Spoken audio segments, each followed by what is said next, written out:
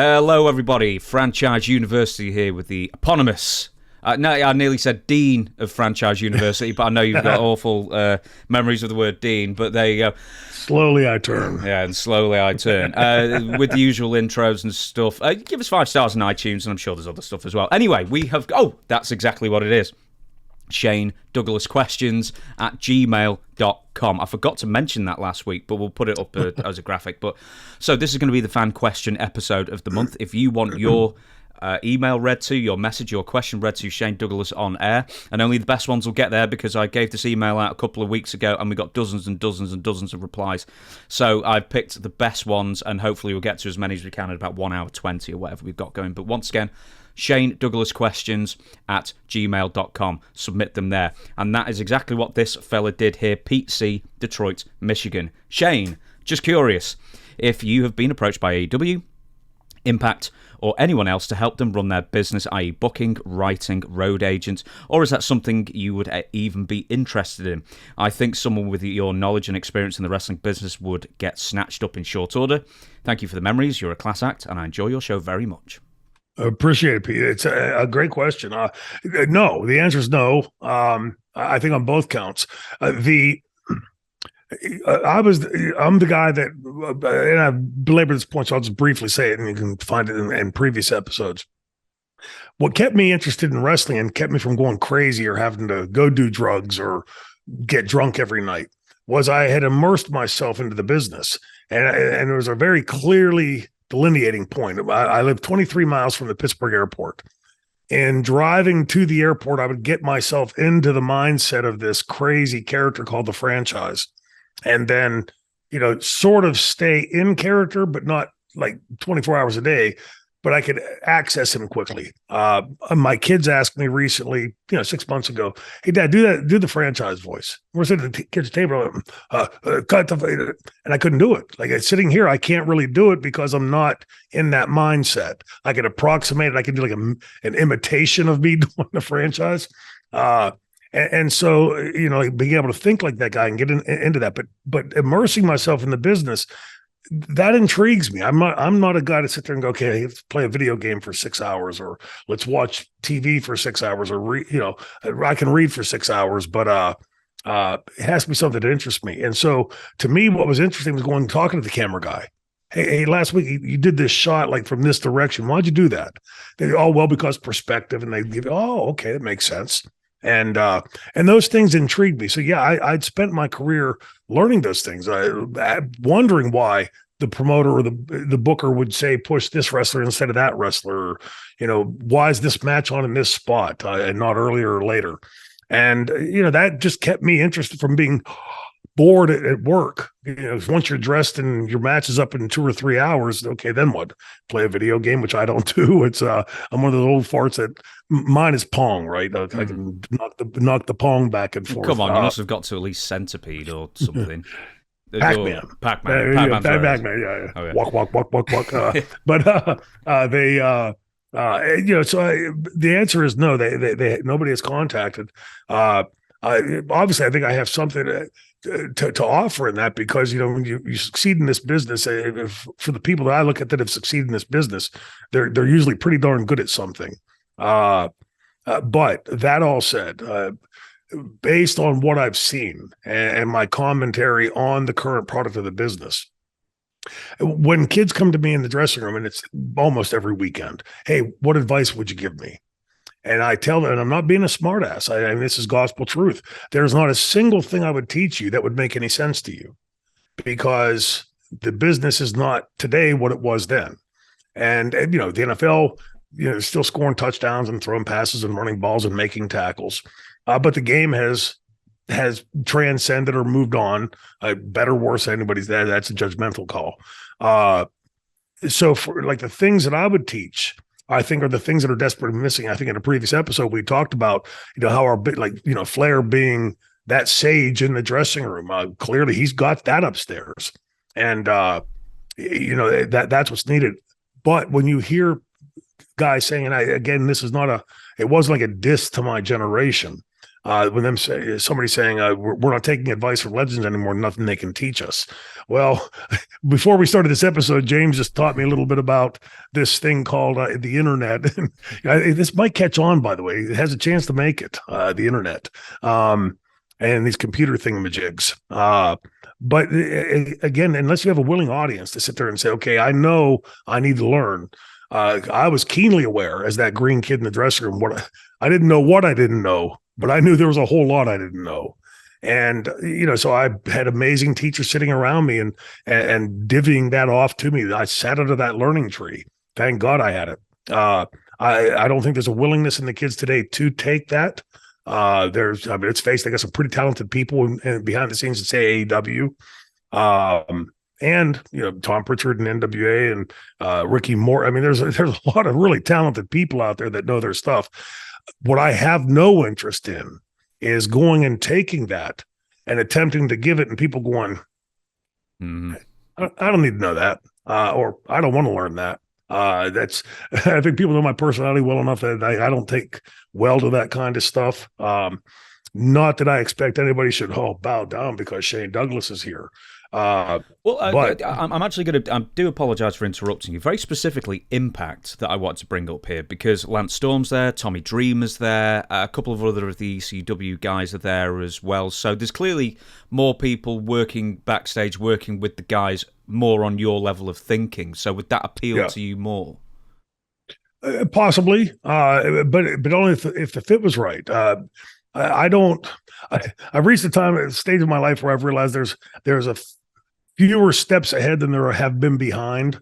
And I in no way mean that like there's any issues or whatever. I hope to be around for I hope 35 years from now, you and I are still doing this and you finally have some gray hair.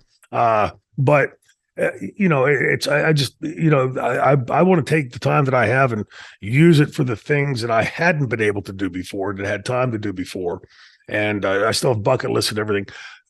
To sum it up, I would say if there was a place where could plug in where I could be relevant, where the audience, in this case, the dressing room, was receptive to what we were giving. And I'm not so sure I see that. Maybe I'm wrong. I was in at WrestleCade last year. We did the little shtick, the little spiel with Impact and playing off the dynamic dudes and fun to go and make fun of yourself and have and do that stuff. But and I saw a young dressing room there that seemed to be receptive and open. I was there for 30 minutes, 45 minutes. So what I see transpiring on the few times that I drop in and do watch stuff, or when somebody sends me stuff, I see, and I asked Arn this question: how is it possible that I see Arn Anderson, who's for anybody in this business knows like what a uniquely special talent he is and was, and a great teacher. I know because I learned from him. A lot of us learned from him. How is it that I don't see any Arn Andersonisms in the AEW talent? And that to me is like a telltale sign. I told you before off camera, I think with one of my other friends in AEW, just like giving me a retort that I didn't expect from them. It's and since talked to other friends that are working there, and they don't sound like they're having a lot of fun. So for me, this is a very hard business to pick up. It's a hard thing to learn. Impossible in many ways to some people. You see some people come into the business and never really quite grasp it. I was one of those guys that really took it probably too seriously at times. I wanted to learn. It was just like, it's what kept my brain engaged. And so I took the time to learn all those different facets and aspects, not just from a wrestler's point of view, from a booker's point of view, from the cameraman's point of view, from the televised, the way it's televised, the way the card is set up, why this wrestler over that wrestler. That was what kept my brain engaged. And I just don't see very many outlets where that's even appreciated today. And I don't have the time to waste in my life to sit there and say, okay, you should go left. And I'm explaining to you why you should go left.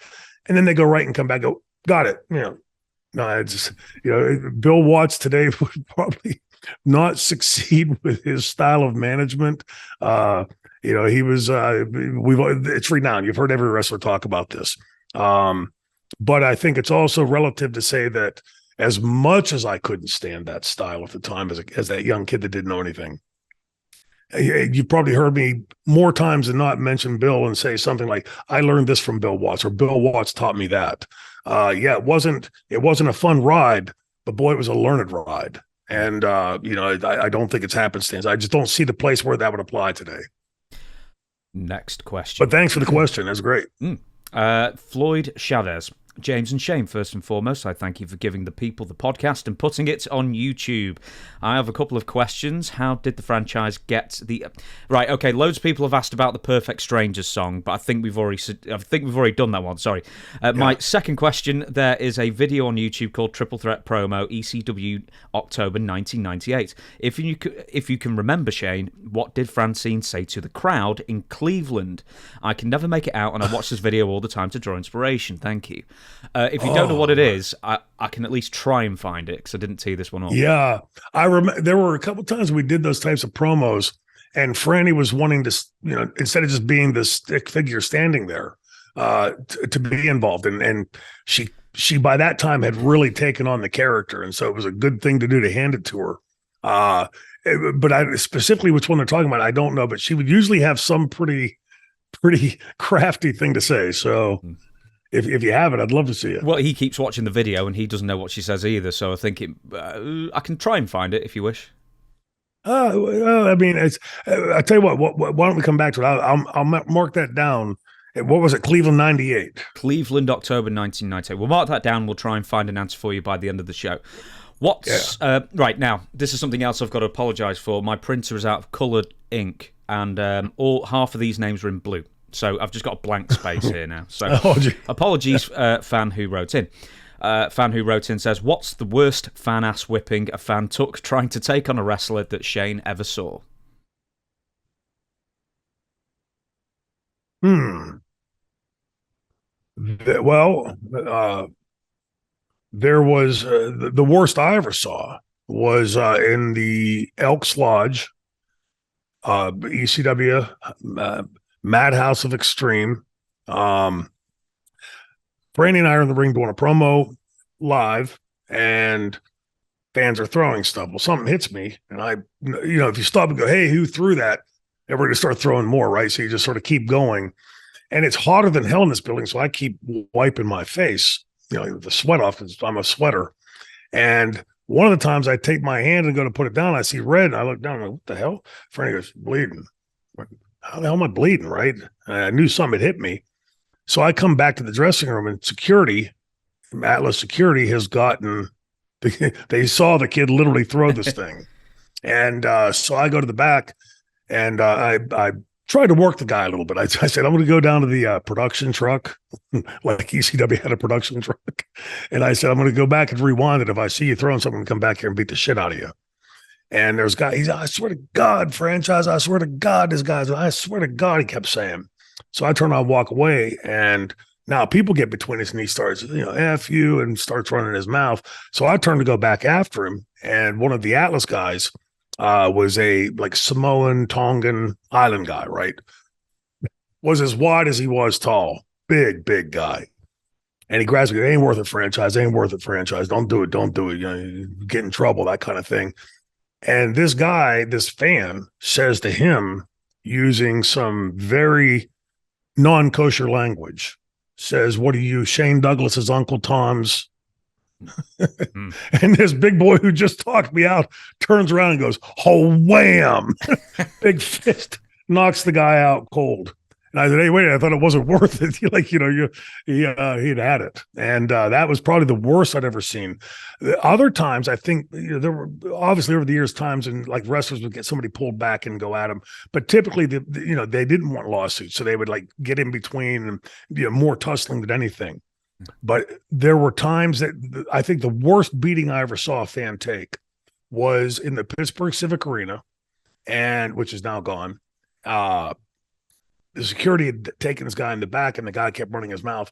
And so they physically whooped the shit out of the guy, like slammed him into the wall and punching him and kicking him. And it was their security, the building security. And lesson learned, like never get smart with the security guys out there because they get you back here and you have a tendency to run into the wall and stuff like that, but it was, thankfully that doesn't happen.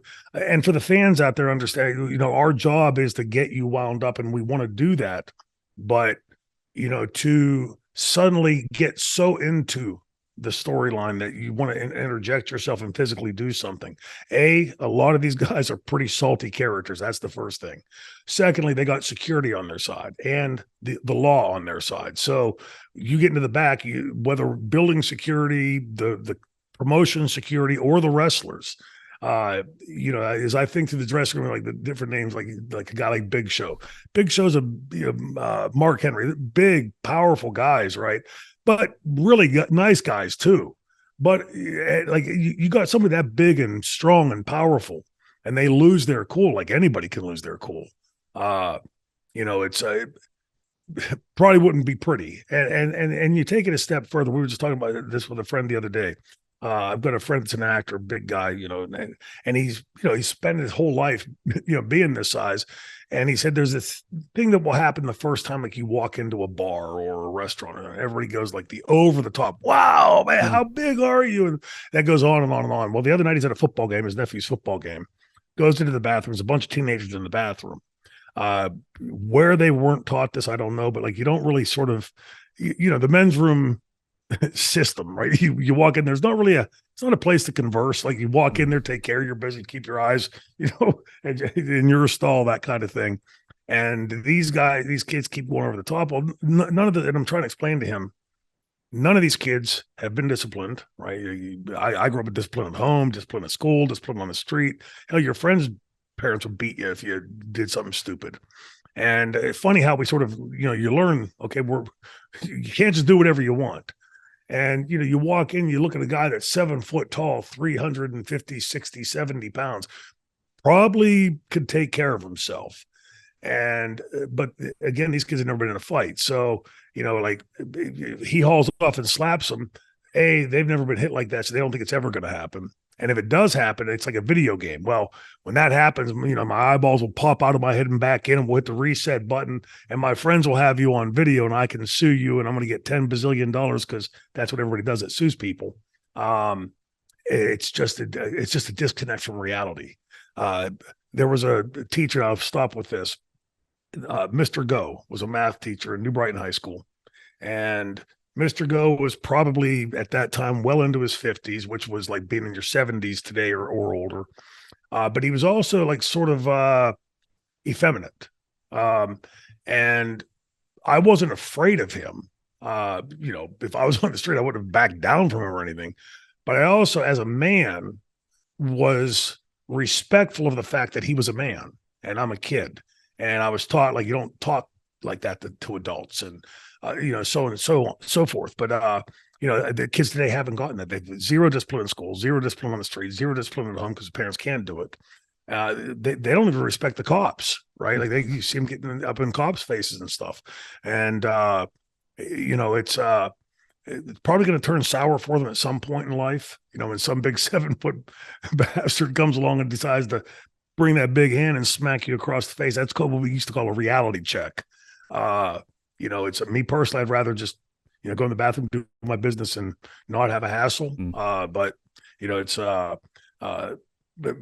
good question though from what was it, first name Pete or no. This guy has no first name because my printer didn't. Oh, that's right. That's right. This is the elusive name. But good question. It doesn't happen nearly as often as you think, thank God. But when it did happen, I've seen some pretty good butt kickings in the back from building security and other places. Okay, sorry, I've actually got the file up now, so I can see it was Snipe Bob. So, Bob, we shall call you. Thank you very much, Bob, for that question. Thank you, Bob. Right, next question is Joey Fish. Hey guys, my question is Shane, do you see MJF suffering a similar fate to yours in WWE were he to sign? Reason being, you had great mic skills and a hell of an edge in ECW, but maybe because of your size, the WWE just didn't utilise you in a top spot. MJF has similar qualities. Do you see him being labelled in the same fashion and underutilised by the WWE like you were? Thank you guys, love the show. Big fan of Shane since the old school ECW days on Empire Sports Network in New York. I mean, saying that though, 2023 is a heck of a lot different than 1995 as far as size goes.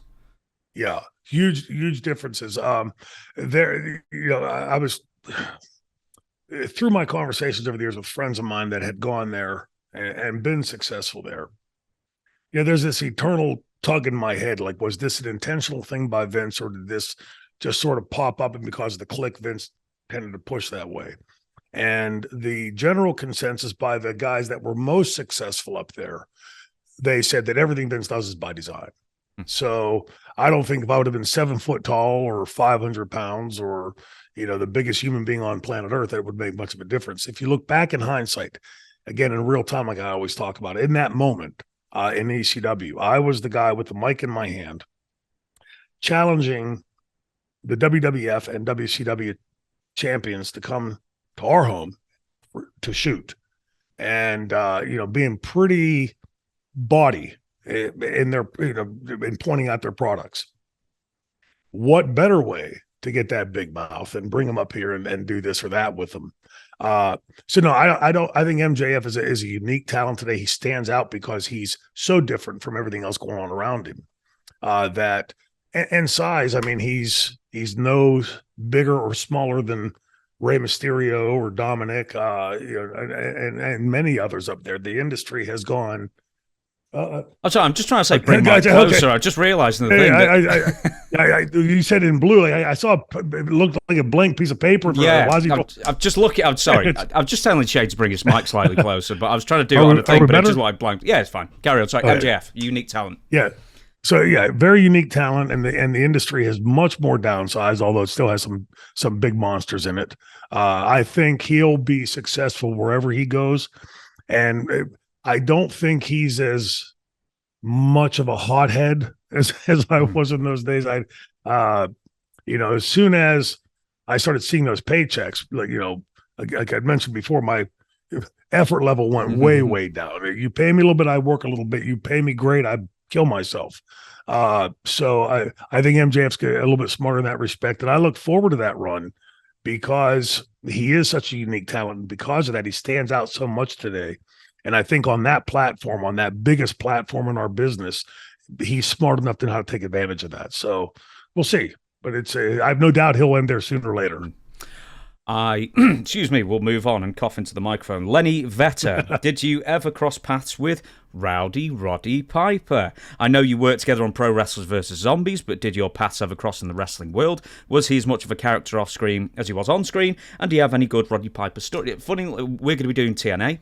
Funnily enough, the episode that you main event, we'll talk about this another time, Roddy Piper's on. And also, he was part of WCW for a while. So you've crossed here and there. Oh, yeah.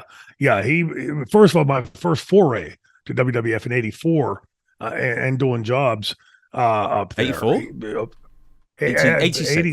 86. Because it was on Superstars. It was on the first Superstars or second Superstars, and that came out September 86. Okay, so that would have been the same year then as see how as time goes on, it sort of compresses in my head. But so 86. When we're up there, you walk into that dressing room. First of all, incredibly intimidating. First of all, most of these guys, like Hogan was a big guy, Andre monster, right? That was Jake 6'6". I mean, everybody was huge up there.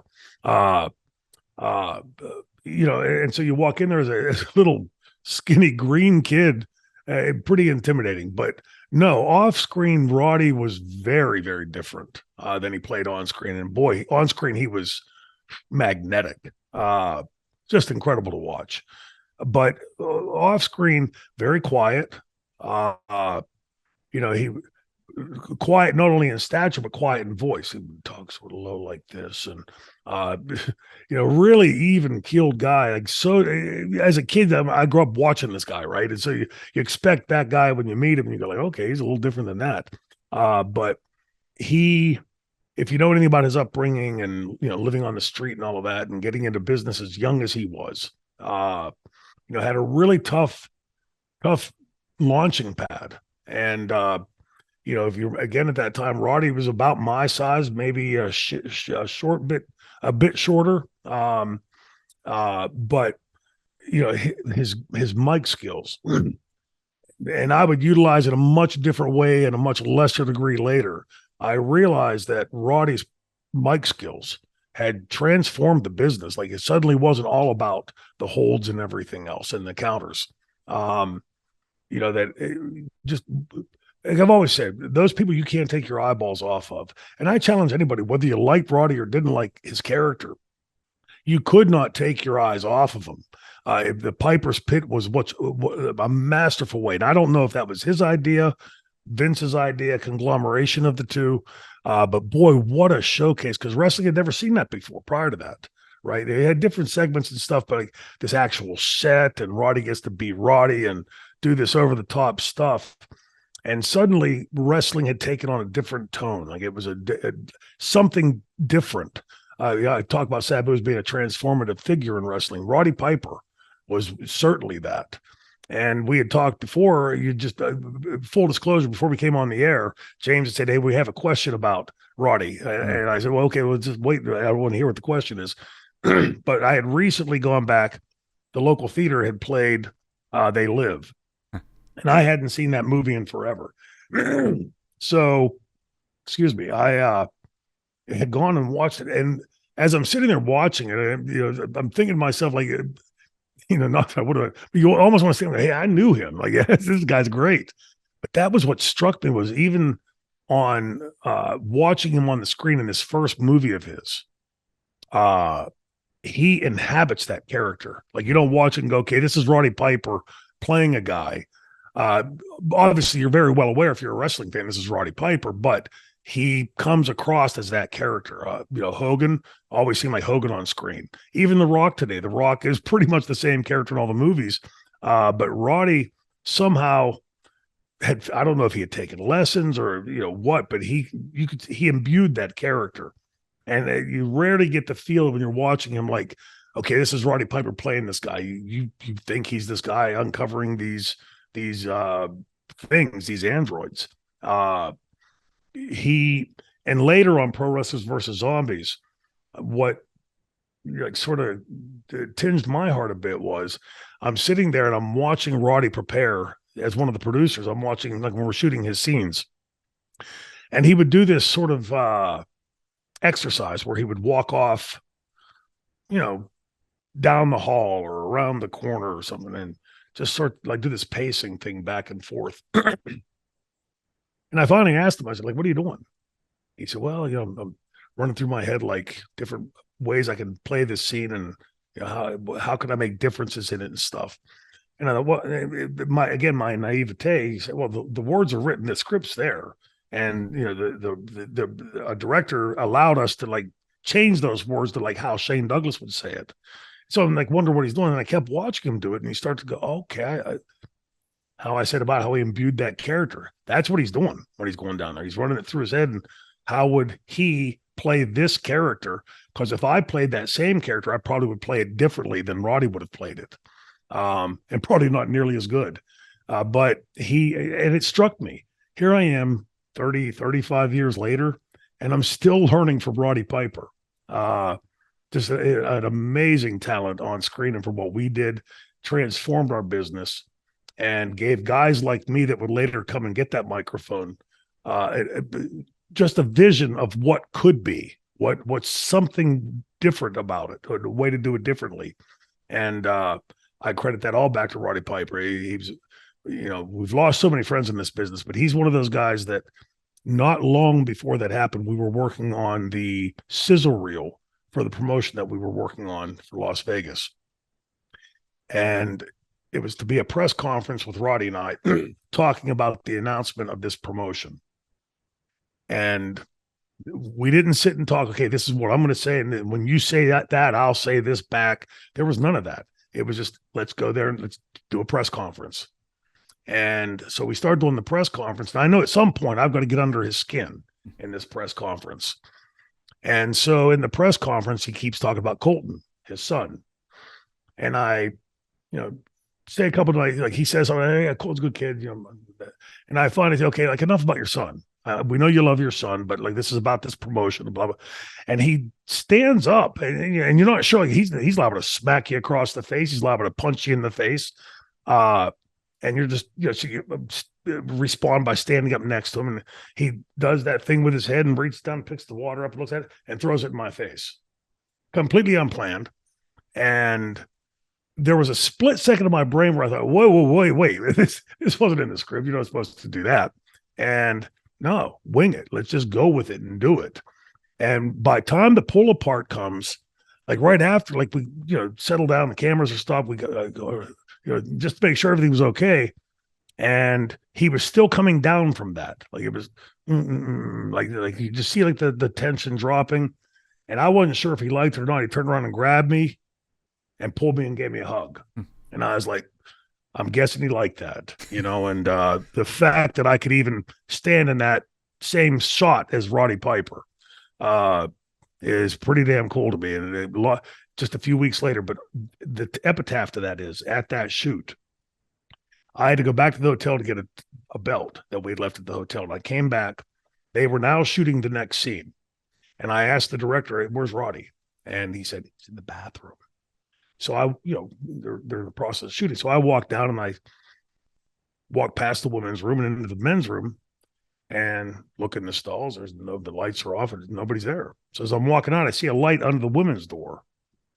So, we'd rented the building. We're the only people in the building. So I go knock on the door and he goes, go away. I said, Roddy, it's Shane. The door unlocks real quick. He pulls me in, closes and locks the door. And for a split second, I'm thinking, what's he doing in here? Like, why is the door locked? I'm wondering, like, is he doing drugs or something? Like, why? I mean, why is the door? We're the only people in the building. And the same thing, he's pacing back and forth across this room. And he said, I'm really proud of what you're doing here. And I said, Roddy, it wouldn't have happened if you were. And he said, no, hear me out. He said, I want you to, really proud of what you're doing here. Trying to give the boys someplace else to work. And he said, please promise me they'll take care of my son. And I'm like, Roddy, and he grabbed me by my shoulder and he squeezed. He said, Shane, please promise. I said, done. Don't mention it again. And that was the last time we spoke at that shoot. 2 weeks later, I get the text from Colton. I'm in Chicago at the Odeum that he tried calling and I was tied up. And I get the text that his dad had passed away. And it really struck me because he looked so healthy and so vibrant at that last show. That was a million miles. The last thing in the world I was thinking of with Roddy. And in hindsight, I'm wondering in that last conversation, did he notice something? Was he experiencing or feeling something? Because I'd never seen Roddy like in that philosophical mode, at least with me. And it seemed like he let that guard down just enough to show me the real him. And since, I of course had met Kitty a long, long time before that.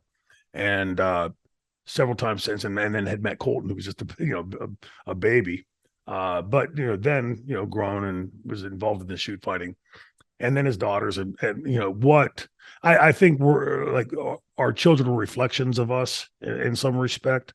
And when you meet his kids, top notch, all of them top notch kids. And so, for Roddy, brief time here, a job well done. Amazing job in our business, amazing job as a father and a husband. And I'm glad to have been able to have had those conversations and experiences with them. And a fine tribute to him as well. Bill Miller asks, on January 14th, 2001, WCW had a pay-per-view in Indianapolis, Indiana, titled WCW Sin. You were on the card defending the United States Championship versus General Rection, Bill DeMott. That's the worst name in the world. What was your thoughts on the match? And what was it like working in Indianapolis? And what were your thoughts on the Sid Vicious injury? So this is the pay-per-view where he snaps his leg. We'll leave that till last, but the thoughts on the match with Bill DeMott, General Rection. But oddly enough, I didn't know until that night because I knew Bill well from at that point, and he had told me after the match that he had had a match with me in ECW. I didn't even remember being there in ECW. There were a lot of people that come in and get tryouts and would be there and then gone. But we in that match, Bill was always solid to work with. Rarely stiff, snug like ECW was. And we're on the floor fighting, and the table is on the floor leaning against the railing, and we tease it, and he eventually ends up reversing and throwing me through it. And my recollections was of this looks so cartoonish fake because oddly enough, it cut me. It looks like I've had an appendectomy because it cut me right where you'd have the appendectomy. And it's the formica on that table, when it gets split like that, can be sharp as a razor. And it's a clean cut right across. I'm bleeding, from that. But I look at the table afterwards, and it's like a cartoon cutout of me. It's gone through the table. It looks just so fake because of that. But I always thought Indianapolis was a great town to work in. But by this time, I grew up in Pittsburgh, obviously, and Pittsburgh was what we consider a wrestling town. And I think there's a lot of those around the country. But by the time we're talking now in the 90s and 2001, the business has hit this stride, this monster scale. And because of that, largely because of the WWF, there was, every town was a wrestling town suddenly. And, going into Indianapolis, because again, I think it's the sports town. Pittsburgh's a sports town. New York's a sports town. You have Atlanta's a sports town. You go to Chicago and Indianapolis and these places where you have a big sports contingency and successful sports teams. Seemed like wrestling would always do just a little bit better in those towns. And the fans were, much like the Pittsburgh Steelers fans that everybody hates, right? Because they're successful. They bring that sports oomph, that sports vivacious, energy that they would bring to a Colts game or Steelers game. They bring to the wrestling arena, and because of the way we do what we do, it being set up, and it's a sports entertainment that it's almost by design. Okay, ready? Because here's going to come the pop right here. Boom, and there's the pop. So we know how as performers, we know what to do to maximize that in certain places. And Indianapolis, in my recollection, when I think of wrestling towns and the towns that I used to love going to, Indianapolis was one of those because the fans brought that fervor with them. The Sid injury, I didn't see it live. Really? And the reason is I was sitting there with Scott Steiner, and I had turned my head. We were talking, and I had turned my head to answer. And everybody, Scott, and everybody, I jumped and like the big flinch, and I right away turn around and I see he sit down. I'm thinking, like, what did he take a bad bump? And yes, he Scott did. starts going, his leg, right? And then they start showing the replay, and I've seen a few of those. Well, when we were in the ring in ECW, me and Pitbull were working, and then we had the BWO come out, and we had there was a new kid from the school that wrestled, built sort of like Abdul the Butcher and wore the pointed boots. He was supposed to, in the school, he could do the elbow off the top rope. Was supposed to do that, but he had never done it in front of a live crowd. So he hesitated for a second, and then now his momentum's already going. So he tries at the last second readjust and make it. Same thing. I'm turned. I've got Anthony in the Pitbull 2 in the full Nelson, and I hear it sounded like a professional baseball bat snapping, and there's a lag, and then this ungodly curdle, just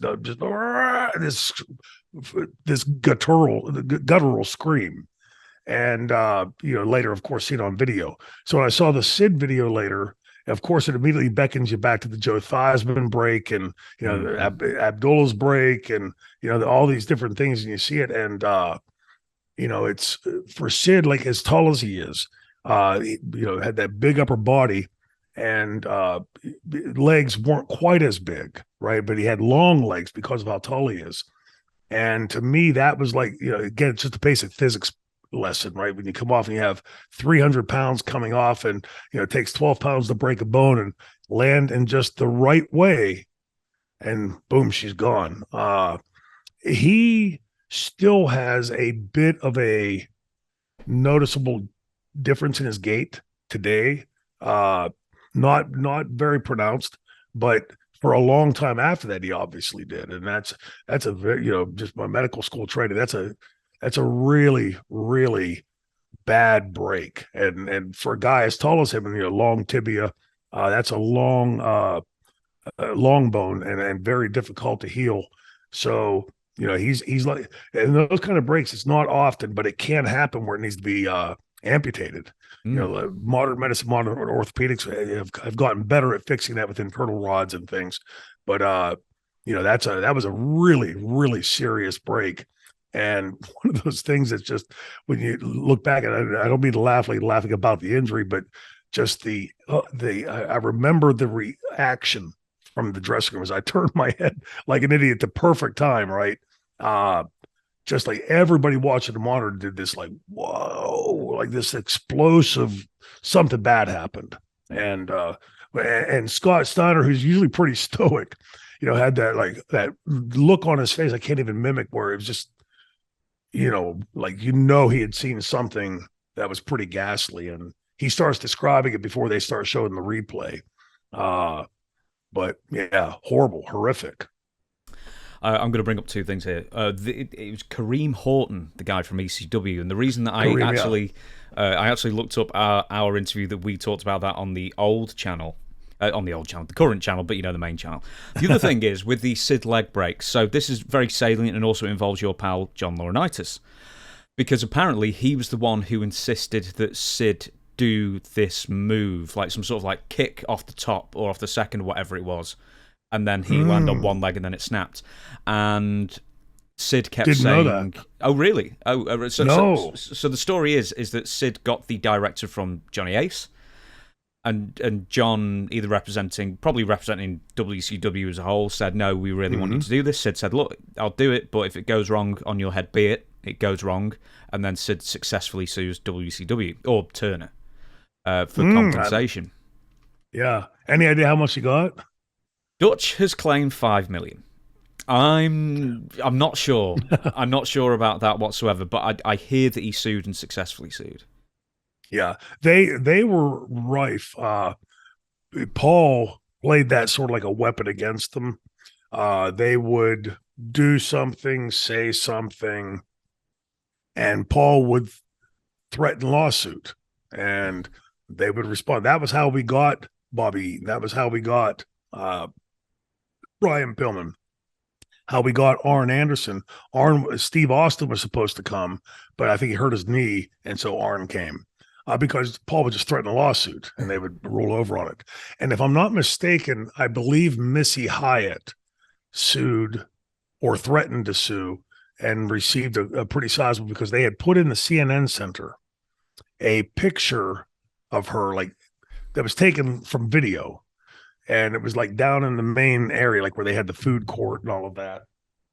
And the picture, just the way the picture was taken and stopped when it was, her dress or top or whatever had been pulled aside and her boob was showing. And again, like we said earlier on a different episode about, the overt cocaine usage in the NWA program, whoever said, hey, let's freeze it right here. Let's take this picture from the video and put it in a public place, without talking to her first, or just assuming that maybe not a good idea. But I really find it hard to believe that was something that somebody, some low level tech somewhere in the company said, hey, let's do this and put it out there. But I know she was talking about a lawsuit at that time, and then suddenly it disappears. I don't know if it went to lawsuit, if she was given settlement before or after, but that was another place that kind of stuff happened. And, just a little common sense would tell you probably not good to proceed that way. And with Sid, doing them, anytime you're asked to do a move that you've not worked on, I don't care if it's a simple suplex or throw of some kind. The answer, I always tell people that I'm working with, if you don't feel comfortable with something, please say it here. No harm, no foul. I'd much rather you tell me that and me come up with something else than you say, I don't want the franchise to think I'm afraid to take this or whatever. And then God forbid something like that happen. So it's if he sued and won a chunk of money and he was told to do something he, shouldn't have done or wasn't well versed in doing, because we've all watched 10,000 wrestling matches. And you see, seemingly it happens and it always happens without injury. Well, there's a couple different things go on. First of all, we're well versed and trained at what we do, and we still get hurt. But the promotion also has a vested interest in concealing your injury because you're a figure that they've invested money in. They want, if you're booked at a main event next month in Charleston, West Virginia, they don't want Charleston. Well, Shane's hurt. He's not going to be here. So that's the second thing. But the third thing is like on the realistic side of it, what we do, and I think most of us understand this, there is real danger in what we do. And, we're not swallowing swords or jumping out of a plane without a parachute. But, we are going out there and semantically attempting to do something to make you believe something that's not really happening. And if you're not well versed in that, think of Francine's bump through the table, the power bomb through the table. She's not got the heft or the meat to protect herself. And that's a hard bump for anybody. And, they did if you watch closely, Anthony's knees go through the table first. And like, there's, he's doing the best he can to protect her. I don't care. She's 102 pounds with 10-pound dumbbells in her hands. That's a hell of a bump. And there was not for comparison, but later in XPW, when I was working with Rob's wife, let me see, Lizzie Borden. Yeah. She was asked to take a bump, and it was to be power bombed from the ring down to the table at ringside. She was not a worker, so I told her, don't do it. It's too dangerous of a bump, and that's a hard bump, period. And during the match, it comes up, and there she goes. And when he throws her, she goes, like, the table's about a foot off the apron, and she went right down between, like, her body folded up and went literally right through the split and threw down to the concrete, and she ended up breaking some ribs. And so she had to take a train back to California because she couldn't fly for like a month. And, so point taken, we've seen injuries, God forbid, draws. And then there was the other kid that got hurt in the Rockers match way back, Sid's leg. The injuries happen all the time, and the company will oftentimes conceal it. Of course, you couldn't conceal that. But being asked to do a move that you're not trained to do and you've never done, the moral of the lesson is right there. And happy for him that he was able to get money from the company because they put him up to doing that. Next question. George Carl, a name I recognise from the Dutch show Clearwater, Florida. You made a good point that you, the Shane Douglas character, is different from Troy Martin, the person. In the 1990s, I ran into Randy Savage many times. He lived near to where I worked and was always the gravel-voiced Macho Man. I've heard that he actually did morph into the Macho Man 24/7, and I can believe it. Do you know any others that actually lived their life as their character? Thanks. Yeah, Sonny, Ric Flair, for sure. Those two come to mind because I've mentioned them before. I think Chris Benoit, I think towards the end was beginning to, and I don't know if that's attributable to the CTE, but I wasn't around him a ton like I had been before. Based on things that I've heard and the stories that I've heard of things going on, it seemed from left field to me. I'd never seen Chris exhibit those types of things when I was around him. And I think that becomes a dangerous thing, where if I was playing Prince Charming, if I was playing Hannibal Lecter, if you start taking on those traits and start imbuing that, I think there's a tendency in our business to think, okay, well, I've been more successful as this character than I've been in any of those other characters. And there's also a part of us, I think, that wants to conceal away the real us underneath. Like, I don't want people looking at Troy Martin. If you live next door to him, going, hey, stay away from him. He throws people down with broken necks. You know, and conflating those two and mixing them up. And so I've always made the conscious decision and effort to not portray that character overtly, you know, when I'm around. And I don't want to be that guy. The way I've always played in my head, this guy is a vicious, narcissistic, big-headed jackass of a human being.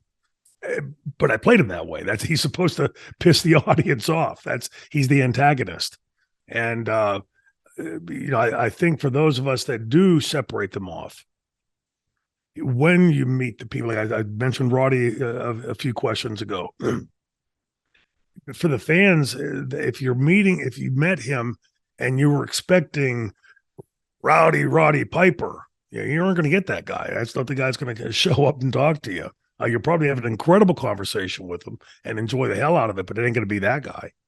And, you know, I'd heard that about Mach, Randy. I, of course, knew him as somebody at work, never really sort of like crossed the paths or traveled with him or anything. I did get to know him a lot better after he died, in the sense that, like, listening to Lanny talk about him as a big brother, and you know, and Rip Morgan also, and you hear in those stories like a real love and a real, you know, affection to this guy, respect.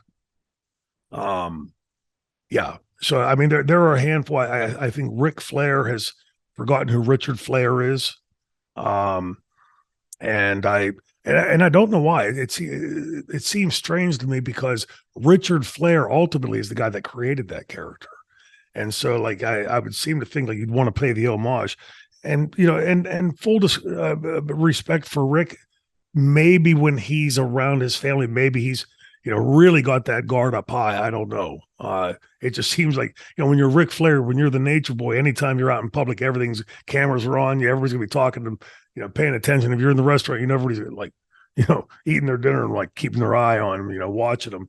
I think I can melt into the background a lot easier. And I appreciate that. But there are a few of those people that have done that, that sort of throw that up. Like I said, to conceal like the real selves. You know, like, there's a real person behind that character, and the person that plays those, like Sonny, Tammy. I haven't seen the Tammy that I remember meeting way back in ECW. I haven't seen that girl, because we would often talk about things. She had said to me one time that she was also accepted to medical school. So I want to quiz her, because, you know, if you were accepted to medical school, you would certainly know what this is or that is, or Krebs cycle is, those little inside things that the average person walking down the street wouldn't. And she did. She knew all of them. So, you know, we would have long, deep conversations, not just about wrestling, about current events, about, you know, the world, about whatever. And the last several times that I've seen her, I think the last time I saw her in person was at WrestleCade 2 years ago. And, you know, same bubbly smile, you know, all the hello, you know, hug, all that was there. But like, in talking to her, I was talking to Sonny. It wasn't Tammy Lynn Sitch. And, you know, I think the moral of that story is, like, read into that, you know, look at it and see like what the outcome of that is. And I'm more than content to keep that guy on the shelf, except when I need him,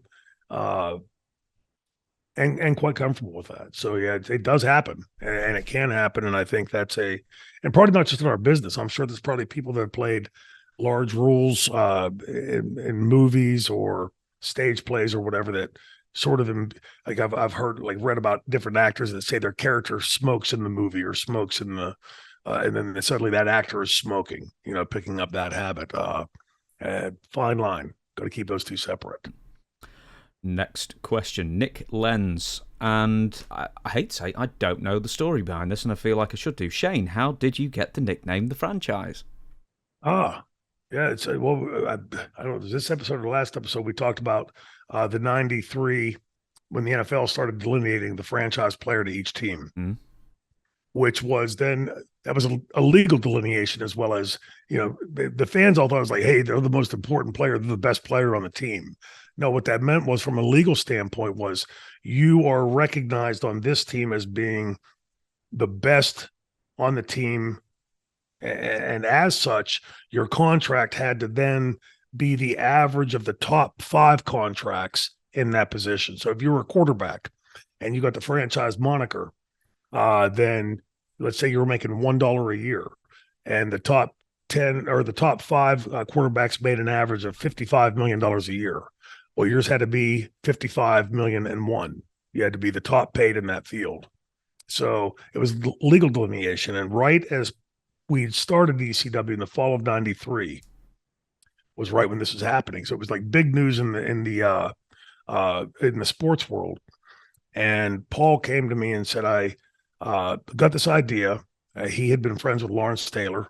And he said, I have this idea where, you're going to be the franchise player. You're like the company's going to delineate you as the franchise player for the company. And you're the captain of the quarterback. You're the captain of the football team that steals everybody's girlfriend and screws them. And well, I knew guys like that. They had done that kind of stuff. And by the way, Shane Douglas would definitely do it. Troy Martin wouldn't. So that was the only direction. And then as it got close to launching this character, he said, okay, I want you to like one night, because he knew I knew Yarmer Yager and Mario Lemieux, some different people, Andy Russell, some old Steelers, Jack Lambert. And his thinking was, okay, tonight you go to the ring wearing Lawrence Taylor's jersey or Mario Lemieux's jersey or Yarmer Yager's jersey. And I spun when he said that. And I said, do you want this character babyface or heel? Because I had assumed heel. And he said, yes, heel. I said, well, wouldn't he expect Lawrence Taylor to wear his jersey? Wouldn't he expect Mario Lemieux to wear his jersey? And that's when Paul stepped back and went, you get the character. And so that was his incarnation, his thought of that character, which I think played out would have really, by the way, that's Tommy Dreamer. When Tommy goes to a new town and wear the Pittsburgh Steelers jersey or the Buffalo Bills jersey or whatever. And yeah, Tommy, I just took a shot at you. It's so those smarmy baby faces, right?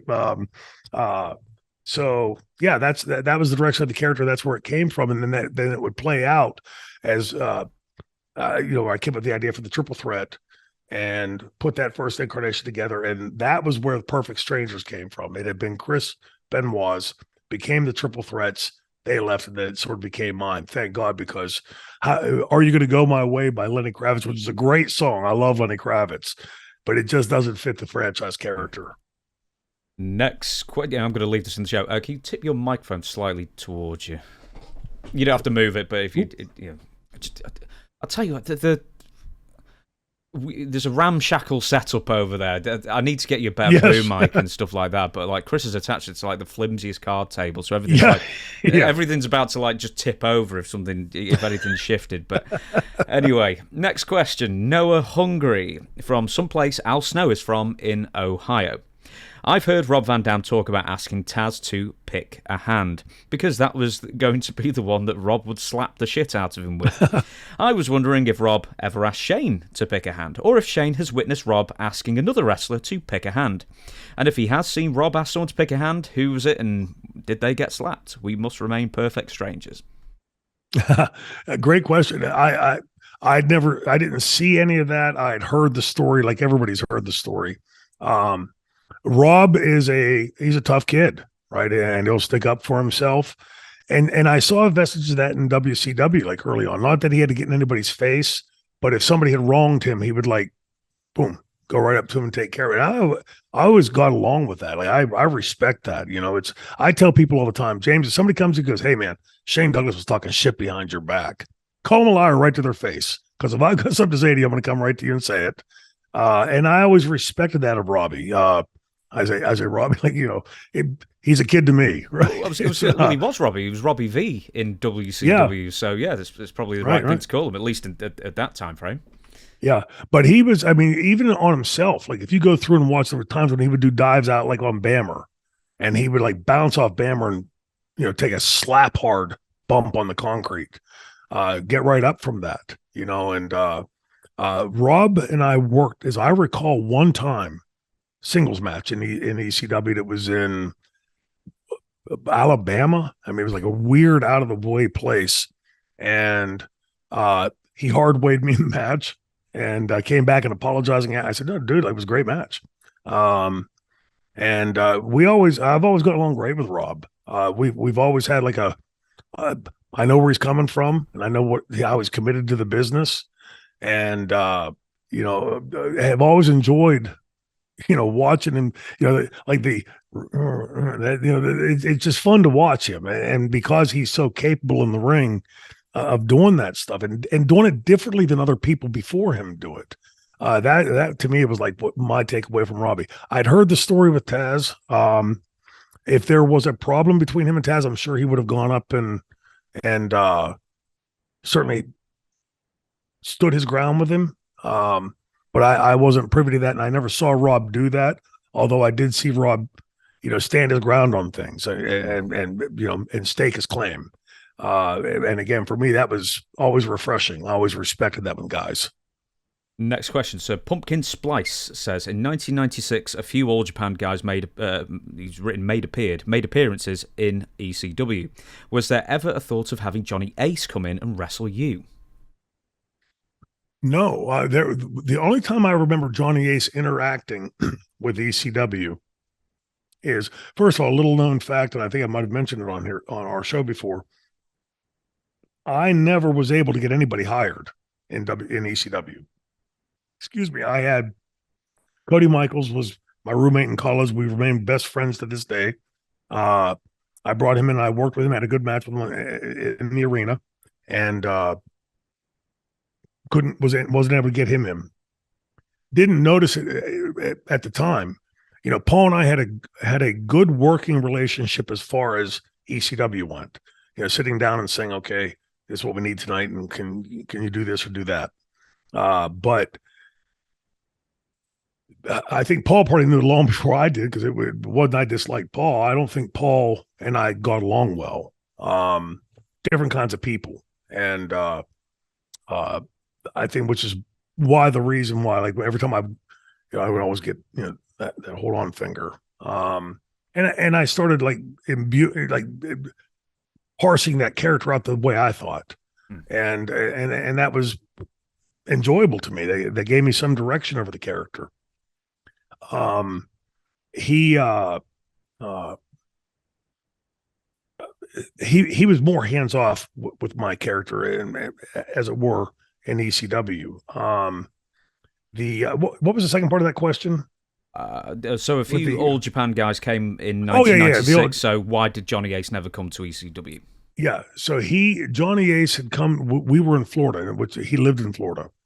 I want to say Kissimmee, but he had come to the hotel. We were staying in Orlando, and I was at a different hotel, of course, because I always stayed away from the guys, and Franny and I would, so that we could kayfabe. But Paul had me go to his hotel because Johnny was coming for an interview, and so I went. And as I recall, in the meeting, Johnny had gone in and was basically telling Paul, okay, well, if you hire me, then I'm going to bring these guys in, and it could be my crew and whatever. And I knew as soon as he was saying it, there's no way Paul's going to go for this, right? It's Paul, the crew that Paul had, Paul was loyal to, and he had put, in fairness, a lot of time and money and effort into. He was the type of booker that had to, because of where we were as size wise, he had to get everybody on the card over. So you get a character like Mikey Whipwreck, right? The lovable loser, but somehow keeps winning. Well, that took time and money and an effort to put into that, and it took a lot of effort from Mikey, or John, and so it for us was Like I knew just like hearing him saying that, and could probably read Paul's face pretty much that this was going nowhere. But it was never about a match. Johnny fit really well in Japan. A couple of first of all, Mrs. Baba loved him, and Johnny was, he had been a businessman. He'd worked for Honeywell before he came into the business, so he had, learned, the office politics, as it were, and so he knew like getting good with Mrs. Baba was a good thing to do. But Johnny also has a photographic memory in the sense that if you sit down and say, okay, here's a 20-minute finish, which is what Japan does. You have 25 minutes, but 23 of it's finish, so pretty much laying the whole thing out. I learned to work the old school way, like where you're going to work it in the ring. It's like you play it where it lays, and really didn't want to learn, 20-minute finishes. So because of those two things, Mrs. Baba, and three things actually, the fact that Johnny could memorize those finishes, he also became a good finish guy from learning from that, and he could go over to Japan and make in 20 weeks a year what somebody in the States would make in 52 weeks a year. And so that's, I think, largely why Johnny spent most of his career, especially those formative years, in Japan, because he had those gifts to be able to do those things. And I think a lot of what he took into the WWE as the executive Johnny Ace, he learned in Japan. And when he first got his first job in WCW as the office guy, he came in and he didn't know any of the wrestlers. I mean, very few of us. And so he and I would have breakfast on TV days, and he would say, okay, what does Ranger Ross do? And I'd say, okay, well, he wrestles this way, and maybe come up a finish like this or like that. And that was like a daily thing on television days. And so again, like Johnny having that memory like he does, and being able to remember long-term things like that and sequentially, he was able to go to the WWF and make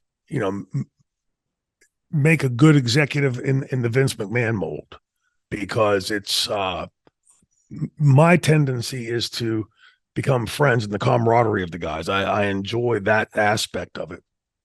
Johnny, having coming from Honeywell and then in Japan and then bringing that in WCW and then later WWE, he comes from it's not a judgmental thing. It's not a good, my way is good and his is bad or vice versa.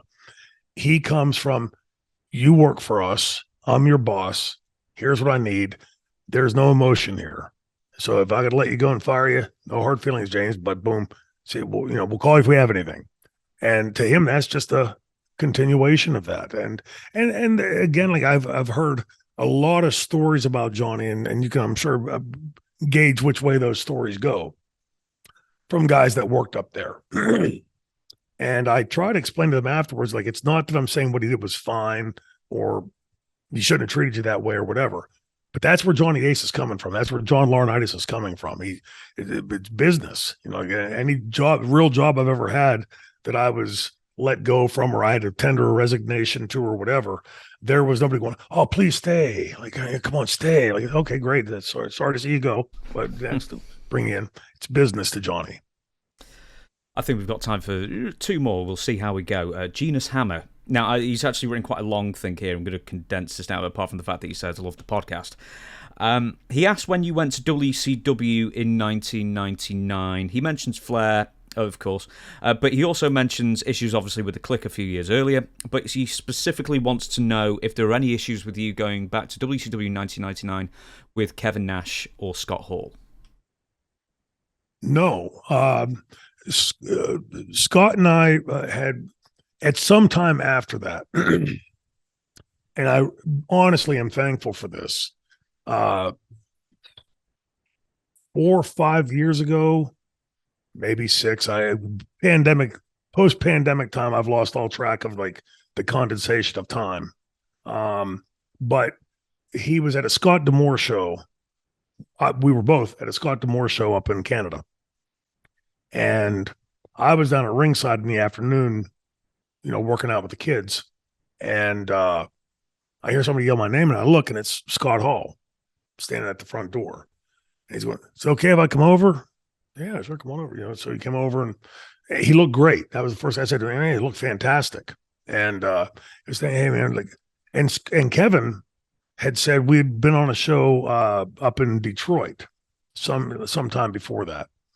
And he came in and he said, "Are we cool?" I said, "Yeah, why?" He said, "Well, a lot of heat with the Kliq, and I just want to let you know that, dude, water to the bridge. I mean, 10 years ago." And so Kevin and I have gotten along great. And I'm thankful that for Scott, before he passed away, that we had that chance to put that behind us. Uh, uh, Sean Waltman and I, we've always gone along fairly well. And with Hunter, it's been sort of like, not that you run into Hunter often, but like I'd gone to the WWE show at one point, and there was a bit of a strange vibe there, but he said hello, I said hello, and that was sort of like the end of it. The one person I haven't spoken to is Sean, and like I've said it 1,000 times, ball's in his court. It's I didn't go up there and do stuff to them, so. But I think, like I said earlier, about being on the downside of my life's ladder. I've learned a long time ago that it's a lot better to stand your ground for damn sure, state your piece, but the long standing stuff. And people told me this at the time I was too thick headed to get it. It's just going to chew you up, So it's balls in his court. I'll respond accordingly to that. But yeah. So, but to get back to the question, in WCW, there was never any kind of overt issue with those two, and I think what probably kept that from occurring was there was the musical chairs in the booking committee, right? So there was, Bischoff's in one day, then he's out, and Russo's in, then Russo and Bischoff are together, and then this one's gone, and that one's gone, and this one's now coming in. It was just like the musical chairs, so nobody ever really had the chance to like get the hegemony over the company to be able to play that kind of Kliq stuff. So at least from where I stood. Yeah. I'll just follow up with that very briefly. Did you ever, obviously Scott Hall was a lot later on, and Scott wouldn't really be in WCW very much in 99 and 2000 anyway, but with Kevin Nash, did you ever have any sit-down conversation with Kevin in WCW at that time? No, and other than just that sort of overt, like, are we cool? And, he acknowledged that what they did was bullshit. And so I said, dude, like water under the bridge, it's, but even at the time, like when it was going on, as I've told the stories, you can hear me say like Kevin pushing back, like when Sean wanted to do the thing in Montreal, there was like this attempt by Kevin, like, oh, okay, yeah, but Vince, well, screw what Vince wants. And even like when he's face to face with Carl, Sean behind his, doing the pantomiming behind Carl's blind eye, you could see like there was it was almost like having to pull teeth out of Kevin. It was like, I'm thinking like he was resisting the good in him. Yeah. It was like trying to push it down. But he's I'd always, because I knew these guys well before going up there that time. There was no reason to have any concern to it. But when I first met Kevin in WCW some years before, as Oz or whatever different incarnation, we would often talk about Detroit sports, Pittsburgh sports, just a really down to earth guy. And never, and even like at post Kliq, I could honestly say, like, I don't like when I tell the stories of the things that happened there, rarely does it entail, if ever, does it entail, well, Kevin did this or that or the other thing. It's usually centered mostly around Scott and Sean. And like I said, Scott was man enough to come up and hey, dude, like, sorry about what happened. I just want to put it behind us. And, that, it was just, it was a time to do that. And it felt good to be able to do that because, there's some part of you when you experience like the things that we've experienced, it's such a small sliver of the population. We're blessed to have had the opportunities we've had in this business. And whether it was for a month, a year, 10 years, that time that you spend, I don't know about anybody else, but for me, that was an incredibly special time in my life. And I don't want to look back on that and be dour about it. A lot of times we were on the road with, he would jump in with me and Johnny, where we were laughing our asses off. A lot of times doing that, and I much prefer to remember those memories over top of the this or that or the other thing. But those have been dealt with. We had spoken about those and then put them behind. So good. And we'll end on this question. Steph from PA. That is Pennsylvania, isn't it, for God's sake? Yes. Good. Hello, Shane. I'm a huge Mr. Perfect fan. I wanted to know what you thought about the greatest wrestler to ever live, in my opinion, Curt Hennig. Other than the plain rib, are there any other good rib stories you have about Curt? In fact, do you know what? I mean, when was the last time you told the plain rib? Maybe we should... I think I know which one that is. You'll have to tell it. Oh, the plain rib is... the WWF would fly you from wherever to the West Coast, and you would typically do Los Angeles, San Francisco, Portland, just work your way up the coast. And the last night would always be in Yakima, Washington, which was a good 2 hours or so from the SeaTac airport, Seattle airport. And so you'd work and you'd have to jump right in the car, sweaty and stinky, and fly back, because the red-eye flight, if you missed it, you had to wait till the next day. I was always lucky because whatever red-eye flight typically went through Pittsburgh. So mine was usually one hop, and then everybody else had to connect and go up there, to get home. So we're sitting in the Seattle airport. Now, at this time, me, Marty, Sean, and Dustin are traveling together. And, the four of us at this time didn't, throw a winter jacket on and a hat on. You look like four guys sitting there. Meanwhile, you got the Warrior and you're rooting. There's some big guys right over here at the gate. And Warrior, bless his heart, he always wanted to inhabit that character. I mean, even changed his name, right? It was one of the ones we missed in that question. Mm-hmm. But Jim would walk around with the ribbon, the Ultimate Warrior ribbons on his arms, and, monster that he was. And these three guys and a girl come in. They've been partying at the bar or whatever. The flight's at like 1:30 in the morning, really crack early. And they come in and they sit down, and they don't know we're four wrestlers are sitting right across from us. And we're at the gate across the hall from the flight, where all these big guys are, these big wrestlers. And they also look at those steroids and acting like monkeys, and just making fun of it.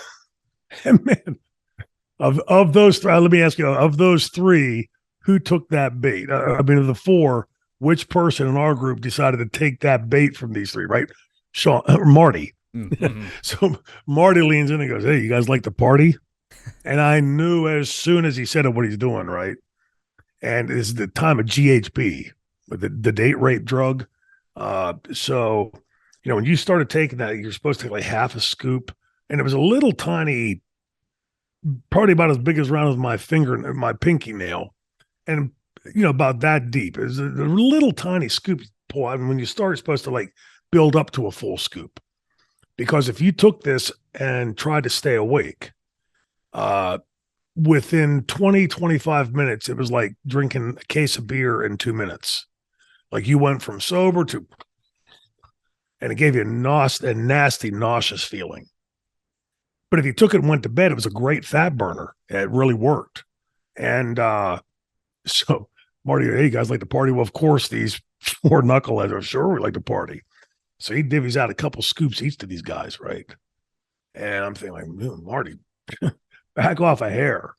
And like I told you, it takes about 20, 25 minutes to kick in. So they all four drink it down. And 5 minutes later, he goes, "Guys feeling anything?" I'm like, "No, not yet.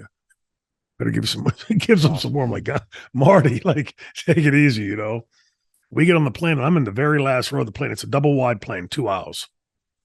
I'm in the very last aisle seat on the far right side of the plane. Well, of course, the bathrooms are right behind us. And so the plane gets up in the air, and, within 30, 40 minutes, the lights are all turned out. And somebody alerts Warrior as to, what was being said about him. And Warrior always walked around with the electric razor to shave his arms. And two of the guys know something's going on. They're feeling, so they stagger back to the bathrooms, and I hear them go in and lock the door. Well, in the dark, you see this big, dark, hulking figure walking back.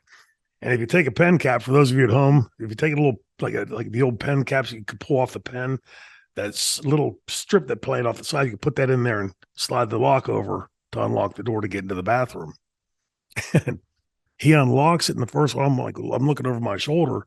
And as soon as he opens the door, I'm having to cover my face because the stench.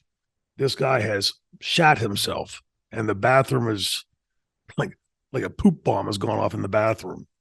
But he's passed out. So Warrior reaches in and gives a little haircut, closes and locks the door, goes and opens the other one. Now this guy has puked. There's a strip of green, bright green puke that's gone around the bathroom. Same thing, the puke smell, right? And same thing, gives him a haircut. They close and lock the door. The girl, who is pretty well endowed, has a tank top on and she's got shoulder length hair. Well, somebody had given her a hair trim halfway around. So her hair is long on one side, nothing on the other side. And then they snipped her shirt. And so the shirt falls open. And the fourth guy, now he must have been a partier because he's still awake and he's seen all this happen. So during the flight, he goes, now he's barely awake, but he's staggering up and he starts pounding on the cockpit door. He's going to stooge off to the captain what's going on. So all the wrestlers zip back to their seats, right? Pretending to be asleep. And the captain comes out. And I can see this because right over my shoulder, I'm watching. The captain opens the first door. They close and lock it. They close and locks it. Says something to the stewardesses and goes up front, and they get plastic handcuffs. And they handcuff the kid that's still awake that stooged it off, put him in his seat, seatbelt him into his seat. And, we're flying cross country. And as we're landing in Pittsburgh, I'm thinking, I know somebody had to be awake. Somebody had to see what was going on here. And I'm the last person getting off the plane, right? There's no quick escape for me. And, he had, gone through and Perfect was on that flight and had partaken in that. The end result is they ended up getting arrested. And then there's another plane story with Curt where we're up in first class and we get on the plane and, anybody that knows Curt Hennig knows a big ribber. So the guy next to him keeps on waking him up. Like, hey, man, I'm going to tell you, asking him. And Curt, entertained him for a while. I'm like, hey, I guess I'm shut eye. We've got a long day ahead of us. And this guy keeps waking him up and keeps waking him up. And I'm thinking, I know this is going somewhere bad eventually, but guy gets up and goes to the bathroom. And Curt didn't turn around and go, hey, everybody, watch this. Sticks his hand down his pants, digging around, and he pulls his finger out. He's got shit on his finger. And he reaches over to the guy's glass and he rims the guy's glass with the shit. The guy comes back and sits down. And now Joe Laurinaitis was up there, Mike Hegstrom, Hawk and Animal. It's all first class except this guy, wrestlers except this guy. And the guy picks his glass up and he keeps waking Curt up and he goes to take a drink and we all go, and he doesn't take it, puts it back down. Keeps talking. A couple minutes later, each time, oh. And I'm thinking he must have smelled it. He's got to see it. I can see chunks of poop around the rim of the glass from where I'm sitting. Finally, several minutes goes by, and he picks it up and he takes a big long drink and he goes, "Excuse me, stewardess, can I have another glass? This one tastes like shit." And everybody, there's Curt sitting in the back in the seat next to him going, shoulders going up and down. Yeah, Curt was renowned for that kind of stuff. He got to the point where walking through a bar, just holding a beer in your hand, or walking through the bar, bottle of beer, you'd feel somebody hit your hand. Look around, people all around you. Pick my bottle up, I look, and there's a couple pills down the bottom dissolving. Oh. I'm like, yeah, give me another beer, please. So you start learning to walk around with your thumb over the top of the beer, right, to make sure somebody doesn't Mickey you. But yeah, those guys on almost every type of flight, not necessarily anything that bad, but there was always something like that going on with especially if Curt Hennig was around. And what she said about him, True that. Stephanie, right? Steph from Pennsylvania, yes. Steph, yeah. Steph from Pennsylvania, from home state. Curt was an amazing performer in the ring. And just a little epitaph to that. At one point, he had come to me. Vince never did. But he had come to me and said, hey, Vince is thinking about putting us together and calling us the perfect pair. And I asked him what he thought of that, and he said, well, I'm all for you. He was getting to the point where he didn't want to take as many bumps and stuff, and nothing ever happened with it. So I can't say that was something that Vince told me, but Curt had come to me and said that he was for it. So it never happened. I left that, by the way, was the time that I left because of my dad in the middle of the end of 90, early 91. So, yep. So, with that, thank you very much, everyone, for sending in your questions. We'll be doing it again next month. And once again, if you want to submit your question for the franchise himself, it's ShaneDouglasQuestions@gmail.com. Send them there. For now, though, every single Tuesday, Franchise University with Shane Douglas is out. 5 stars on iTunes if you'd be so kind. And I'm going to throw it to the man himself to take us out of this show. Hey, but sitting under the learning tree with the franchise Shane Douglas and James Romero, come back to Franchise University for more lessons.